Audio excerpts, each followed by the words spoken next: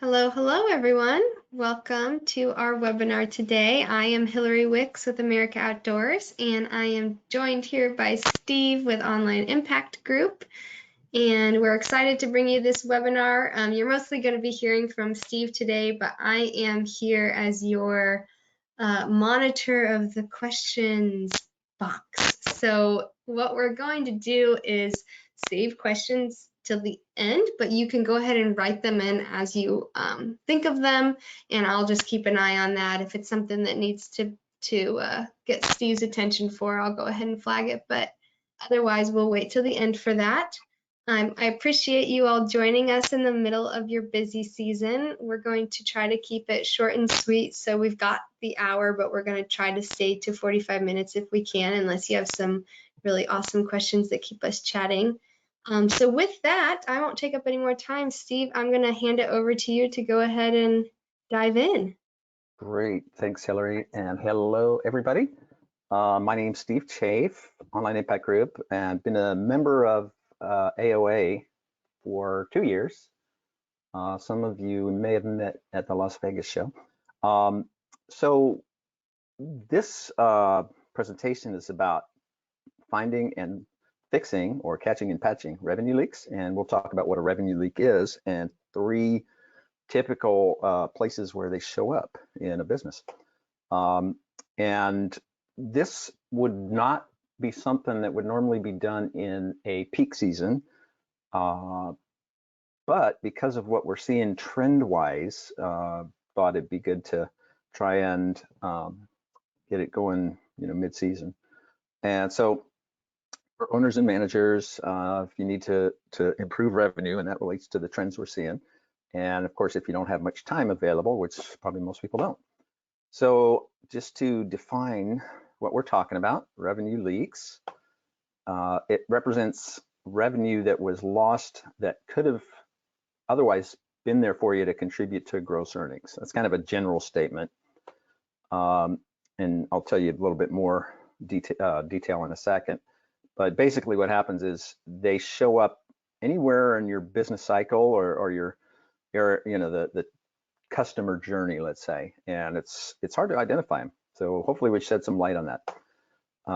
They average across all industries that are there for any business 5% of revenue, and they affect smaller operations a bit more, and that's because the smaller folks sometimes have a leaner operation, so you can maybe have not enough time to go and focus on seeing these kind of things.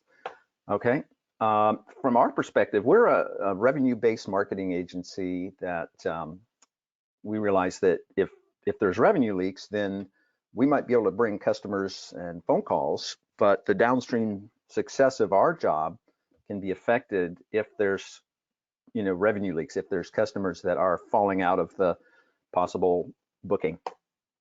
And so this concept of us being a revenue-focused marketing agency, other agencies are, but it's something that's called growth marketing and also called big M marketing, when you're focused on the whole frickin' path for customers' first thought about spending money all the way through a business operation and into the business owner's bank account. And this is just a sort of a quickie picture of, we would call it a sales funnel. And so the idea is, we got customers with spending money and they're going through your marketing, and then they may hit your website or call, and then they're going into your booking system, and then eventually become your revenue and profit. At any of these stages, there can be leaks. Things can be lost that would have otherwise been a successful booking. This is our team, our core team. There are 6 of us, and the guy in the middle is me, and the other guys are some of the most awesome people you've ever met. And so we're all happy to talk about this stuff anytime. So the reason, again, that I mentioned earlier for doing this webinar in peak season is just because there's outfitters out there that may be seeing lower than expected revenue. And Disney World, in fact, is one of those. Not that they're an outfitter, but the funny part is Disney World's revenue can be measured with the wait times for rides. So they had an average 47-minute wait time in the past for a certain ride, and it's down to 26 minutes, something like that. So it's a funny way to judge a revenue leak, or revenue loss rather. But that's what's happening to Disney World. And the other thing that we're seeing, and this is from Google Trends, great tool if you haven't seen it already, trends.google.com. There's fewer searches for rafting and tubing. So even if you got really good search engine optimization for your website, fewer searches on something means you're going to get fewer bookings. So there is this trend. So here's Google Trends for the last 5 years for whitewater rafting search term. And of course, there's lots of other similar search terms, but this is just to say that over the last 5 years, it's gone down 25%. This end on the far right is July 1st of this year, and June 1st, 2019 at the left. And then river tubing, interesting. June 1st considered 100%, and now we're just over 50% of searches on river tubing. And the 2020 is also a peak, so that's mid-pandemic, or the first time people felt like going out, I guess. So that's why that one's high. So what we're talking about, though, is not necessarily the fact that people are not searching for stuff as much, but we're saying, okay, if you're not getting enough bookings, then let's talk about grabbing those customers that may come to you anyway that marketing generates. Grab those customers and turn them into bookings as much as possible. So we're going to talk about phone bookings, and there's two things that I'm going to say are leaks in the phone operation. Social media, and there's an interesting, somewhat complex leak there, but hopefully we'll make sense of it. And then online bookings. So we're going to give a couple examples here. So if your phone operations, we're talking about two things actually. One is there's two types of leaks. One is not availing of a booking by asking a simple question on each call, and the second one is it has to do with abandoned calls. So I have been shocked to find out that, and this is over the years, oftentimes you could call an outfitter and say, what's the minimum age for river tubing or river rafting, right? And the person will answer the question, and maybe me as the caller says, okay, well, thank you. And the agent that took my call might say, okay, thanks. Instead of, hi, would you like me to make a booking for you, or something like that.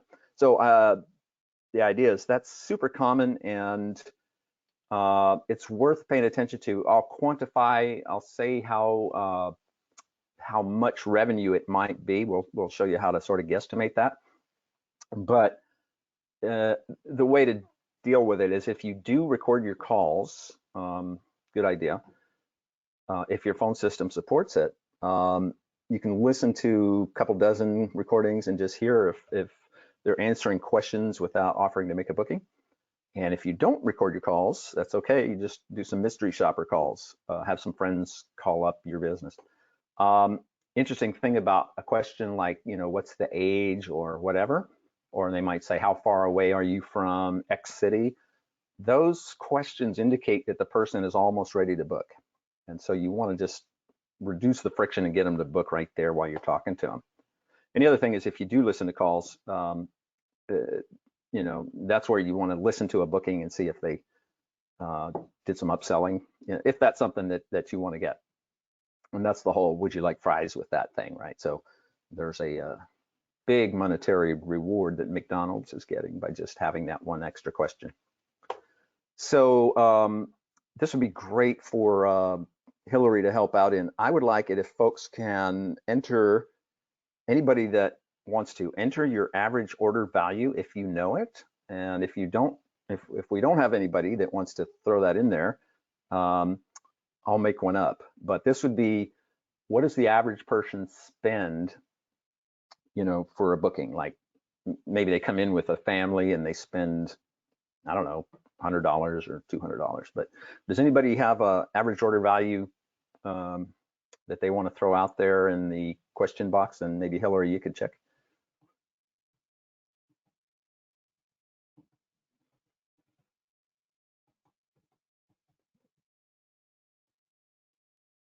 I am monitoring it. Let's get some answers. And it's okay if it's understandable if folks don't want to share.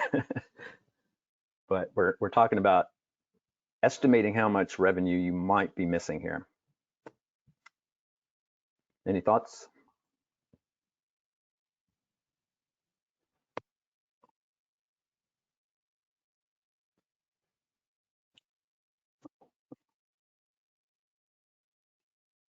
And if we don't have it, just let me know, Hillary.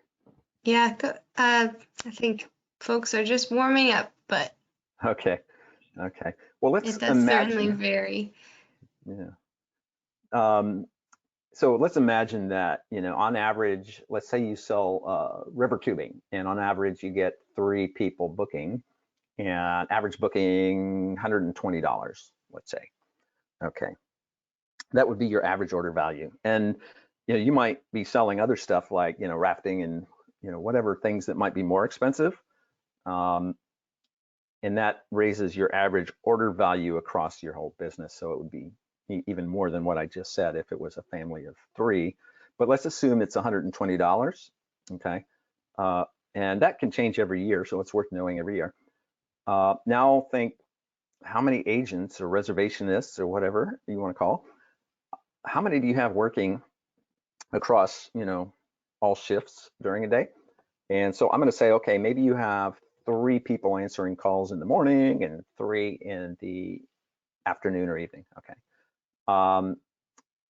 Those 6 people, if they're asking that extra question, would you like me to make a booking? Imagine if they just across 100 calls each during their shift got 1 extra booking. So this is where I'm headed here, is 1 extra booking times, let's say 6 agents, so you have 3 per shift, 6 extra bookings per day, and then multiply that by the average order value of 120. There's a $720 that might be bookings that you would have otherwise maybe not gotten right away. So that's why it's worth doing. And then imagine if you multiplied that by the number of operating days in your season, it can become a very big number. Okay, now it gets more interesting when you talk about customer lifetime value. And this is sort of an add-on to say that revenue leaks and lost bookings are even more intense if you consider customer lifetime value. So I'm going to ask Hillary to start a poll that we made just to see if folks know what that is, or if they have it.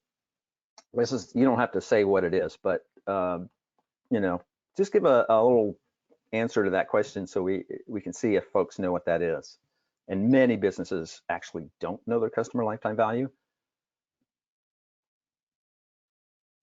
So we'll give about 30 seconds here. And I wish I had the Jeopardy music, but I don't.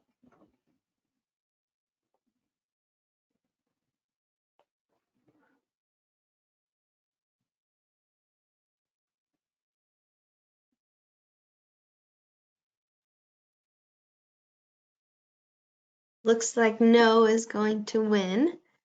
I'm Okay. going to That's normal. close and share the responses. All right. Can you see that, Steve?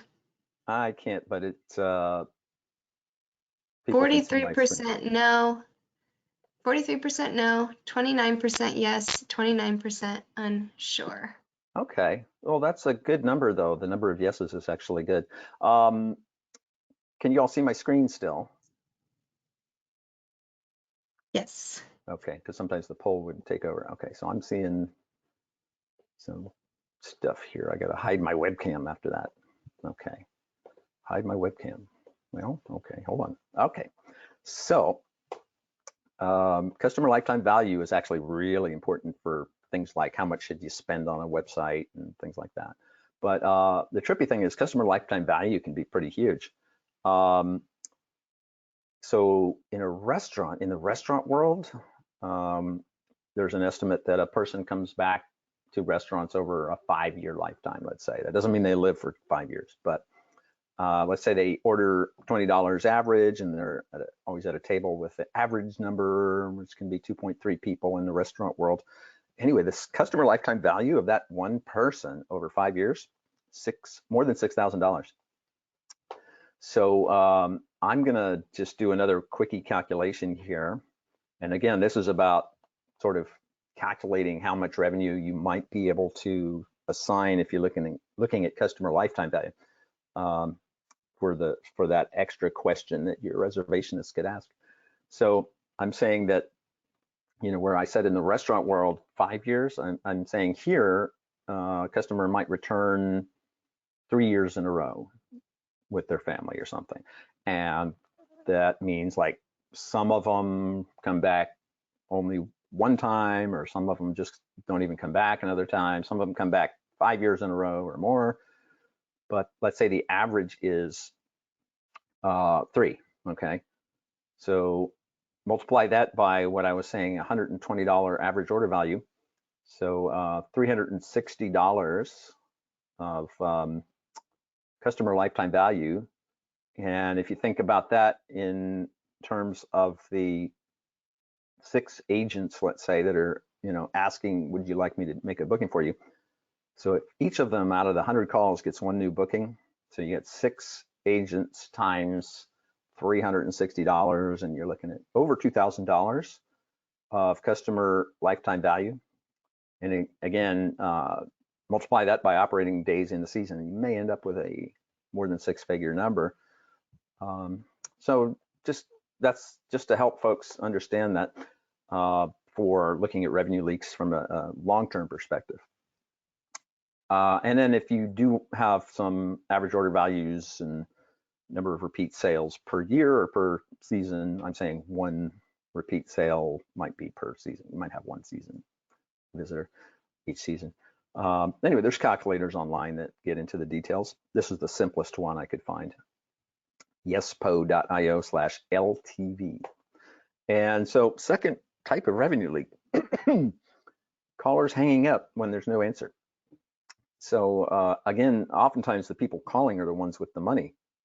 So that's why I'm saying it's a risk. They may want to talk to a person right away, or they may be spending on a big trip and they want to make sure that it gets done right, so they call.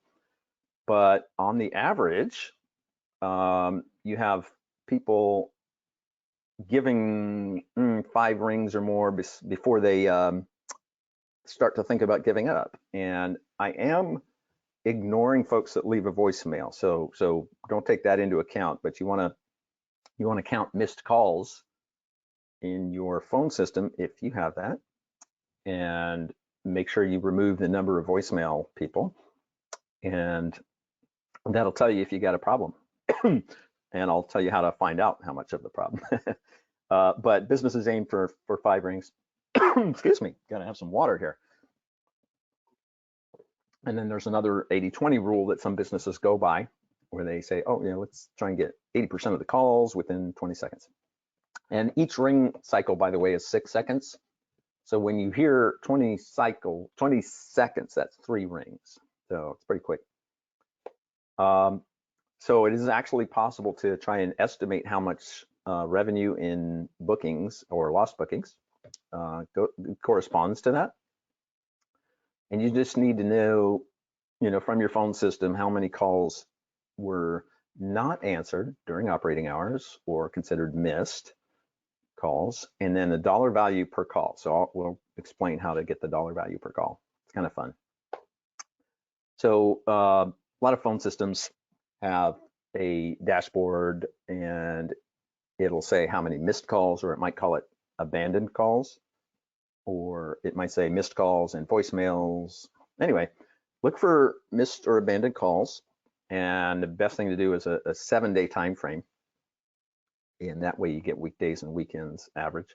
And if you don't have this kind of phone system that does this, you might want to consider it if you've got enough calls coming in. There's a significant amount of value to knowing this information. And it is, like I say, dollar value. So let's calculate the dollar value per abandoned call. It's not the same as the average order value.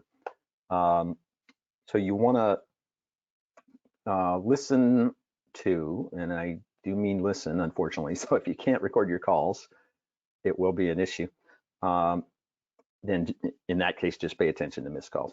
But if you can listen to about 100 or more calls, okay, across a busy time, and what you'll hear is, you don't have to listen to all of the calls the whole duration, but you'll hear which ones result in a booking, okay? And so then you might actually find that only 10 or 20% of your calls result in a booking. That can be legit. And on busy days, weekends, whatever, probably a lot of callers are asking for directions. Excuse me while I have a sip of water. And so when you're asking for directions or whatever, those types of calls may drive your booking calls down to 5% of total calls, whatever. That's okay. But if you want to get towards this dollar value per phone call, which I've been talking about, just take your average order value and the percentage of calls that turn into a booking, which you got from just listening to calls. And it probably take about an hour, hour and a half to listen to 100 calls because you'll know right away at the beginning. So here's an example calculation. So let's say that you're listening to 100 calls and you find 20 of them were booking calls. And you know that maybe your average order value is $100. I'm using 100 just as an example here, not the 120 that I was saying before. Anyway, that tells you that one booking every 5 calls is $100. So each call ends up being worth $20. So imagine, by the way, every single call coming into your call center, that's a $20 bill. And that's just because of your average order value. Could be more.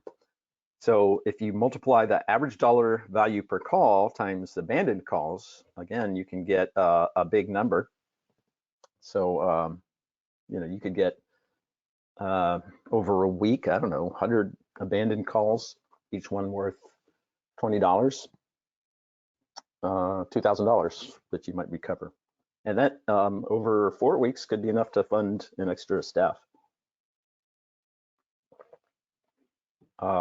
If not, excuse me, if it's not enough to fund an extra staff, look at whether people are delaying in answering between calls. I'm having to take lots more water than I thought. So just extra couple of rings might push some of the folks beyond their 5-ring threshold. So if somebody's checking their phone, one of your agents is checking the phone and it lets a call go an extra 6 seconds or 12 seconds, that could result in a abandoned call. So again, summarizing here, first type of phone operations leak is just saying, calls that somebody doesn't offer to make a booking, right, on an average question. So you detect that with just call recordings or mystery shopper calls from your friends. And then you can fix that with some training or rewards. And then the second type of leak I just mentioned, which is callers are hanging up. And oftentimes, like I said, if they have the money to spend, they'll just call another provider and say, well, that first one probably didn't want my money because they didn't answer. So you're detecting that just by, looking at your phone system dashboard. Hopefully you have it. Or you have somebody reporting it to you every week, let's say. And you want to fix it by, looking for delays in answering or possibly extra staff.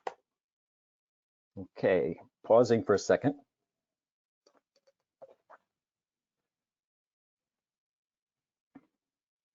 I didn't realize talking can use up your voice. Sorry. Social media. I need to figure out how to mute while I'm coughing. Social media is an interesting one. So it's part of marketing, but you can actually not get bookings because of some simple stuff. It may seem complex when I get into it. And if it does, don't worry, because the last one I'm going to talk about for online booking is a lot simpler to understand. So one thing operators may not know is that social media does not generate that many bookings directly, especially Instagram. Now, if you go to Hootsuite.com, that's a common social media post scheduler. They have a great blog, and this is from there. So Instagram is for people to connect. I mean, people love it because they can connect with brands, right? Businesses. But that doesn't mean the same as booking. You know, that just could be questions, who knows? But and where I'm headed here is that the second piece of information there, Instagram accounts for 7.51% of web traffic referrals from social media. And social media may only bring you 3% of your traffic. So that's something you'd want to find out also, but you don't have to. You just know that it's a very small number of bookings that come straight from Instagram. Facebook has got more bookings because you can put links right in the message easily, and the post rather. But again, Instagram is great for connecting, but not for bookings. So why do people use it? Because it generates TOMA and brand affinity. What the hell is TOMA? But this is where social media comes into play. Okay, and these are sort of like long time marketing terms. TOMA, top of mind awareness. And that means if you're in a, let's say, a region that there's 5 outfitters, and so you want people to think about you first when they start thinking about a rafting trip, right? It's easy. It's top of mind awareness, and that can come from just, you know, having seen your social media post, you know, or seeing your social media post most recently. And then brand affinity, how much do they like your brand or your business? So that comes from having good interactions with your brand. And there's a percentage, because we're all about numbers here. There's a percentage, and I think it's around 14% of people that will be more likely to choose your brand because of brand affinity when they're thinking about something. So there's an advantage to having interactions with customers. So one interaction might be they were a customer last season, but the other type of interaction is social media engagement. So likes, comments, and shares. So you want to compete for this brand affinity by getting maximum likes, comments, and shares. That sounds obvious, but that's how social media should be done and considered. And so basically, you just want to constantly measure your success on social media and compare it to anybody else that you might be trying to compete with. And if you don't have somebody else to compete with, I'll show you something else interesting. So we calculated across, I think, 300 or 400 outfitters, what kind of social media engagement from January through July 1st of 2023, this year. And the average engagement rates are 3.8% for Instagram, 1.1% for Facebook. So that means that on the average, some business, let's say they have 10,000 Instagram followers, which is a lot more than most people have. But with 10,000, you're going to get 3.8% of those on the average. If you're an average outfitter, 3.8% of those 10,000, which would be 380, doing a like, comment, or share. So it's a really low number. On Facebook, even lower. But to get engagement, again, you want to sort of basically look at what posts work and which ones don't. And you want to do that from other folks, plus yourself. But this is an example from just looking at breweries across the country. The top 2 got something like 5% engagement, and the bottom 2 got 0% engagement, or 0.001 or something like that. So basically, this is just to say that it's good to watch your fellow outfitters stats and say, okay, which ones are working good and which ones aren't. The business that gets the most engagement, not only gets more brand affinity, but they win this algorithm race. And that's because Instagram and Facebook, they look at your posts and see what kind of engagement they get when they show it to a small portion of your followers. So if you post something, you can have Instagram show it to a low number, like 10% of your followers, and then it's going to say, okay, these guys had good engagement, it's over 3.8% or whatever. And then they'll say, oh, okay, well, let's show it to more followers, and then they look at the engagement, and then they show it to more followers, and then eventually, if you're really good, they'll show it to people that don't even follow you. So this top of mind awareness and brand affinity, those are the things that generate people coming to you and booking. Okay, so you can leak revenue, leak bookings if you're not paying attention to your social media engagement. And that's the fix is as simple as watching what doesn't get engagement, don't do it. And watch what gets engagement, emulate it. So people and dogs, maybe not all the time, but that's what's in here, right? The top two that got 5% engagement, people and dogs.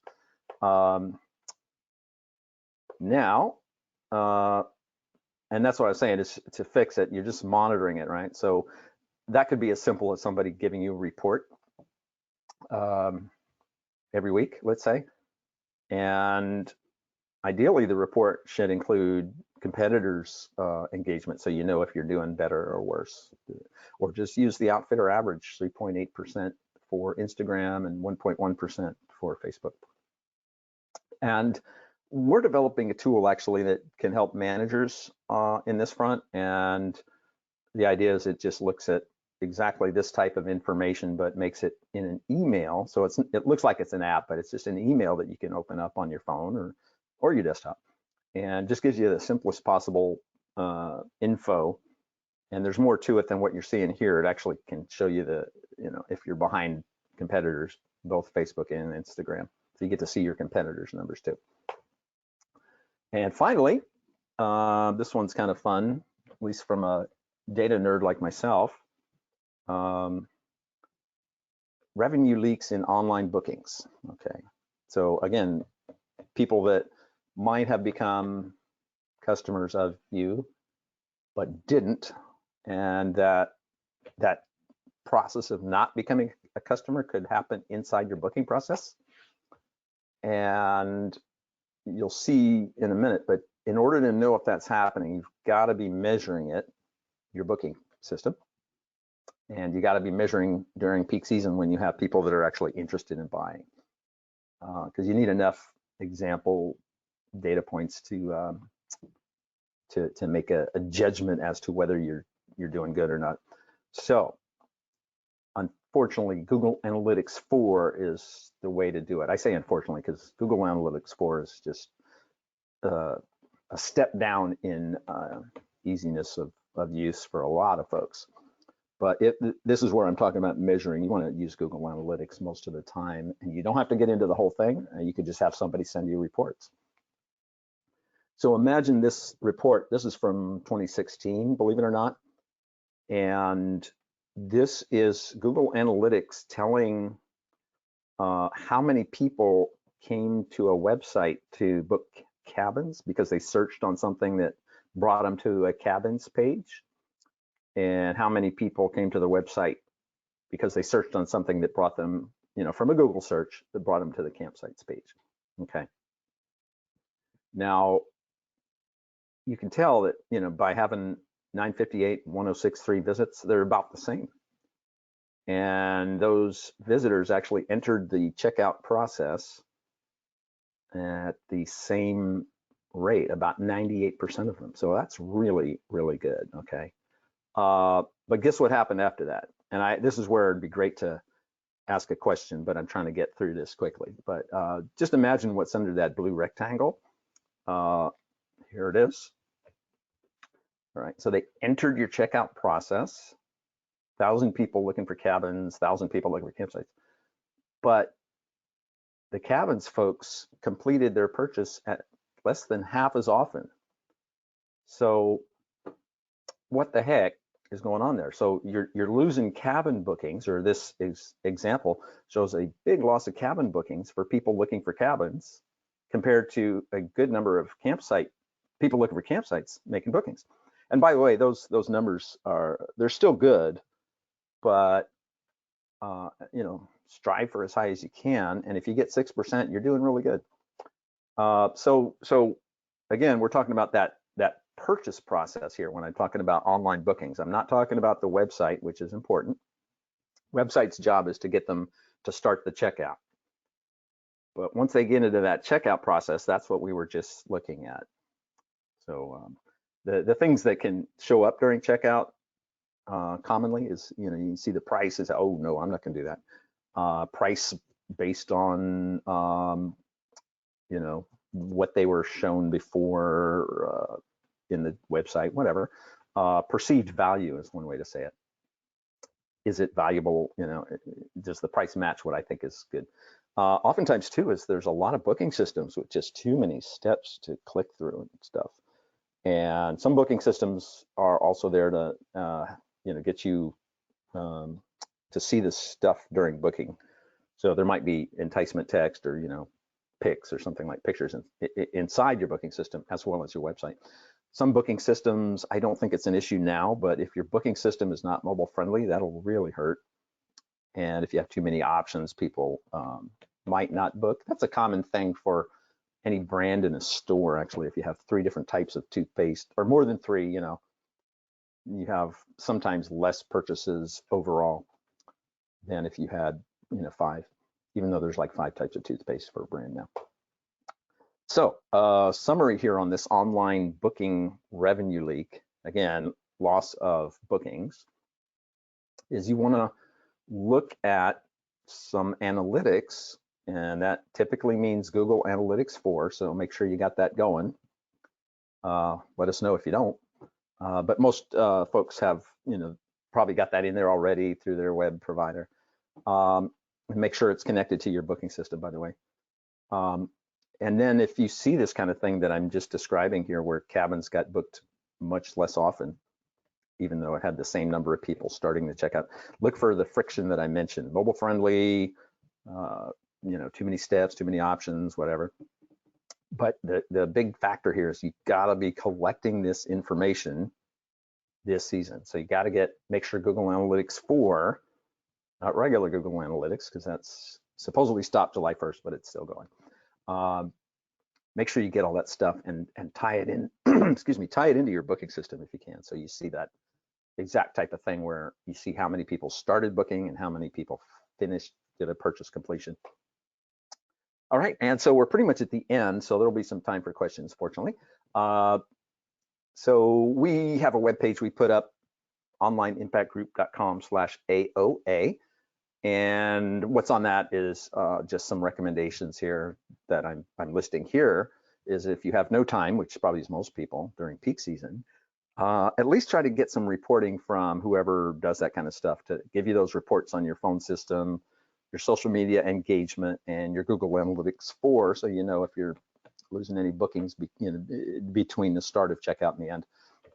We offer those kind of packages. We have a discount for AOA members. Packages that provide that kind of reporting and analysis. So we have a coupon code, LOVEAOA, 30% off. This is on that website, onlineimpactgroup.com/AOA. You'll see packages. And if you got a little more time, this is some stuff that I think is great help. There's a great book that came out, I think, about a year ago on Big M marketing, or revenue-focused marketing, called Lies, Damn Lies, and Marketing by Atul Minocha. Absolutely amazing book. He just gives some real info. And he was an automotive engineer, I think, prior to getting into marketing. So Big M marketing often means there's an engineer leading the show, like somebody that had an engineering career. Podcasts, these are great ones. A lot of people probably know Social Media Marketing Podcast, Marketing Book Podcast. Absolutely great stuff. And I found out about Atul Manocha's book from the Marketing Book Podcast, where he interviews the authors. Anyway, and we'll be doing some upcoming webinars, so you can sign up to get notified about that. And that's it. Thanks for attending, and any questions at all, if we don't have time to answer them now, just send them to contact@onlineimpactgroup.com, and I'll turn it over to Hillary at this time. Hey, thank you so much, Steve. I really appreciate you taking the time. I know that outfitters are busy, but so are you. So thanks so much for creating this webinar for us. Sure. Folks, feel free to go ahead and write in your questions. I'll ask a question while we wait to see if anyone else has one. Back a few slides when you were showing the cabins and campsites and kind of the number that we're getting into the booking path, but not, yeah, there it is, but not completing. Do you have like a benchmark of like what the average is or what like someone might be shooting for?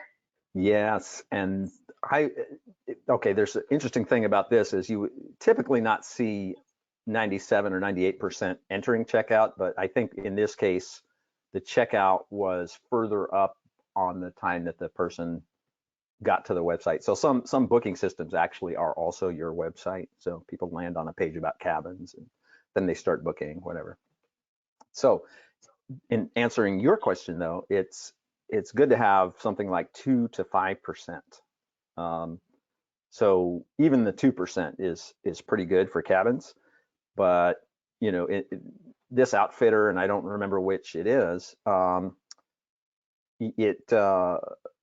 you know, there seemed to be a lot of success in how they got people to finish a purchase on campsites. So they need to see if there was something different in the cabins one and see if they can bring that up, because that's a lot of customers. So 62 versus 26 was sort of works out to be from the visits. And this is not the whole season. This is just some portion. But yeah, try to do 2% to 5%, and if you can get above that, you're great. And it also depends on your location, and it depends on number of competitors, things like that. But the folks that optimize their booking process and who have really enticing text in their website, those are the folks that win and get the higher visits, higher purchases. Great, thanks. Well, I am not seeing any other questions coming in. Oh wait, here we go. All right. Folks can send questions to to us later too.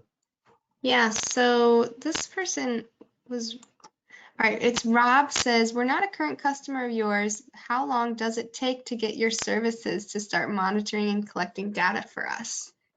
Oh, that's pretty much right away. So as long as we have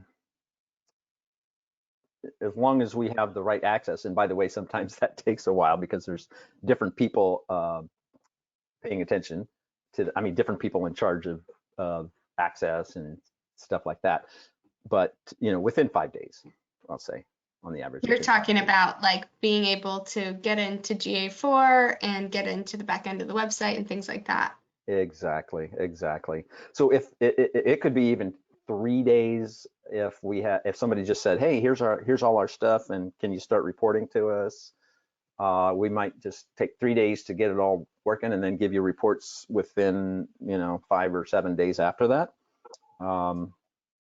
But here's what's really funny. I mean, we run into this so often.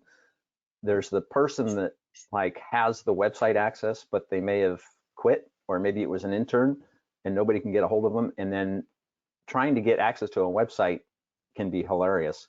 And that's the only thing that would make it take longer, I think. But yeah, 3 to 5 days to get stuff going, I think. And then, another few days to start reporting. Yeah. Great. Rob, you know where to find him. Folks, if you have any other questions, you're welcome to email us and we can, make the connection if we need to. We do have another question. Do you mind taking it, Steve, real quick? Of course. Yeah. If whatever you want to. Yeah, we can keep going. All right. So Brittany says, we debate how often we should take bookings on calls versus directing them to book online to keep our lines open. our phone lines open, and to continue answering additional questions for potential customers, especially on the weekends when we have fewer office members. What are your thoughts? That's an excellent question, because there's a dollar value that gets associated with a booking through a phone call because you're paying the labor hours. But that's even something, what I just heard is something I hadn't heard before, which is making sure the lines are open for taking those inquiry calls on the weekends, let's say. So the way, a typical outfitter, and you'll see this around there, is with an online booking discount, and make that really obvious during, let's say, before checkout, obviously. And so some of them automatically apply the discount if they've got the right type of booking system where they can do an auto apply, and they just say, hey, book online and save X% today. Some booking systems don't allow that, unfortunately. So, but I don't know if I've answered the question sufficiently, but I think it's a completely important question. And so the way I would deal with that is just entice people on your website to book online with some kind of discount, or book online and we'll give you free water or something like that. I don't know. And at the same time, when you do want to keep the phone lines open, that's still a time you might be able to say, hey, would you like me to do a booking for you? Just considering that, those calls are likely people that want to book right away. Oh, and the other thing is, some people will put the directions and all that stuff into their phone system, so that, like, press 1 for directions, press 2 for somebody to take your booking, or press 3 for hours, press 4 for age restrictions, whatever. Or hold music. Some people put messages on their hold, not music, but recordings. But I'm hoping that my long thing there answered. I think what I was hearing was that it's a good idea to direct them to the website, but maybe still give the option if they want you to do that extra service of booking on the phone. Is that right? Yeah, because considering customer lifetime value, if they, it's such a good question. Try to offload the questions to either the in your website and in your messaging on your phone system. If you have the option to push 1, try to offload those directions calls to some kind of recording that gives them that, and then they could say, press 1 if you'd like to make a booking or whatever. But just keep considering customer lifetime value, and consider that folks that can't reach you might call another provider if you have them nearby. If you don't, then, if you've got more availability of getting customers because you're one of the very few in your region, then you have more leeway. Great question, Brittany. We talk about that as well. All right, well, let's go ahead and wrap it up, folks.